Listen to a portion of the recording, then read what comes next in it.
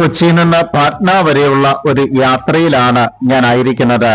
അതിന്റെ ആദ്യ ഭാഗം കൊച്ചിയിൽ നിന്ന് മദ്രാസിലേക്കാണ് എനിക്ക് ലഭ്യമായത്. കണക്റ്റിംഗ് ഫ്ലൈറ്റ് ആണ്. പക്ഷെ ഈ ഒരു യാത്രയുടെ വലിയൊരു പ്രത്യേകത എന്ന് പറയുന്നത് കൊച്ചിയിൽ നിന്ന് മദ്രാസിലേക്ക് കണക്റ്റിംഗ് ഫ്ലൈറ്റ് ആണെങ്കിൽ പോലും അവിടെ നമുക്ക് ഇറങ്ങി വീണ്ടും ട്രാൻസിറ്റ് ഏരിയയിലേക്ക് പോവുകയോ മറ്റൊരു ഫ്ലൈറ്റിലേക്ക് പ്രവേശിക്കുകയോ ചെയ്യേണ്ടതില്ല. ഇത് ഡയറക്റ്റ് പാട്ന ലക്ഷ്യമാക്കിയുള്ള ഫ്ലൈറ്റ് ആണ്. മദ്രാസിൽ നിന്ന് ആളുകളെ കയറ്റുന്നതിന് വേണ്ടി മാത്രം അവിടെ ലാൻഡിംഗ് മാത്രം നടത്തുന്നു എന്ന് മാത്രമേ ഉള്ളൂ. അതുകൊണ്ട് നമ്മൾ ഫ്ലൈറ്റ് തന്നെ ഇരുന്നാൽ മതിയാവും.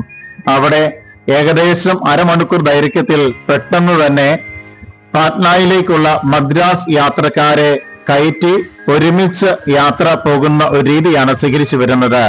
എല്ലാ ദിവസവും തന്നെ ഉള്ള ഫ്ലൈറ്റ് ആണ്. അതുകൊണ്ട് തന്നെ അധികം നമുക്ക് ബുദ്ധിമുട്ടില്ലാത്തതും എന്നാൽ ഉച്ചയോടുകൂടി എത്തിച്ചേരുകയും ചെയ്യുന്നു എന്നുള്ളത് കൊണ്ട് ഈ ഒരു ഫ്ലൈറ്റ് ആണ് ഞാൻ സെലക്ട് ചെയ്തത്. ധാരാളം ഫ്ലൈറ്റുകൾ പാട്ന ലക്ഷ്യമാക്കി പറക്കുന്നുണ്ട്. പക്ഷേ ഇൻഡിഗോയുടെ ഈ ഒരു ഫ്ലൈറ്റ് ആണ് ഞാൻ തെരഞ്ഞെടുത്തിരിക്കുന്നത്. മദ്രാസിന്റെ വിവിധ ഭാഗങ്ങളാണ് ഇപ്പോൾ വീഡിയോയിൽ കണ്ടുകൊണ്ടിരിക്കുന്നത്.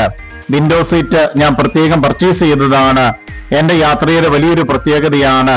എപ്പോൾ വിമാനയാത്ര നടത്തിയാലും ഒരു വിൻഡോ സീറ്റ് ഞാൻ കരസ്ഥമാക്കാൻ മറക്കാറില്ല.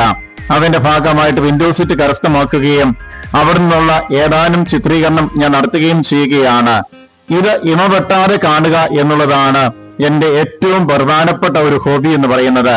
വിമാനയാത്രയിൽ എനിക്ക് ഒരു തരത്തിലുള്ള ബോറിങ്ങുമില്ല. മറിച്ച് ഞാൻ ആസ്വാദ്യമായ രീതിയിൽ ആസ്വദിക്കുന്ന കൂട്ടത്തിനാണുള്ളത്. ഇത് മദ്രാസിലേക്കുള്ള ലാൻഡിംഗ് ആണ് കണ്ടുകൊണ്ടിരിക്കുന്നത്.